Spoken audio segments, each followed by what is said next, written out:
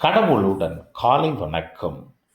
புனித லூக்கா எழுதிய நற்செய்தி 13ஆம் அதிகாரம் 22 முதல் 30 வரை உள்ள இறைவார்த்தைகள்.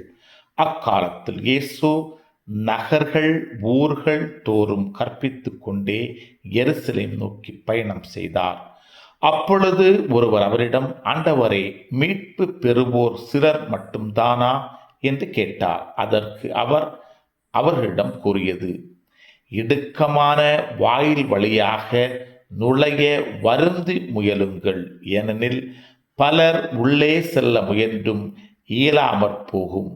வீட்டு உரிமையாளரே, எழுந்து கதவை திறந்துவிடும் என்று கேட்பீர்கள்.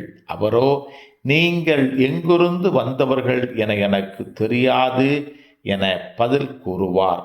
அப்பொழுது நீங்கள், நாங்கள் உம்மோடு உணவு உண்டோம், குடித்தோம், நீர் எங்கள் வீதிகளில் கற்பித்தீரே என்று சொல்வீர்கள். ஆனாலும் அவர், நீங்கள் எவ்விடத்தவரோ எனக்கு தெரியாது, தீங்கு செய்வோரே அனைவரும் என்னை விட்டு அகன்று போங்கள் என உங்களிடம் சொல்வார்.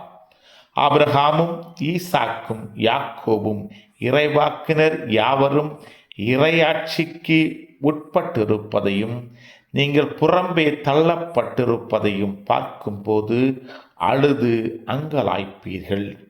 இறையாட்சியின் போது கிழக்கிலும் மேற்கிலும் வடக்கிலும் தெற்கிலுமிருந்து மக்கள் வந்து பந்தியில் அமர்வார்கள். ஆம், கடைசியானோர் முதன்மையாவார், முதன்மையானோர் கடைசியாவார். கிறிஸ்துவின் செய்தி. இந்த நாள் இனிய நாளாக அமைய வாழ்த்துக்கள்.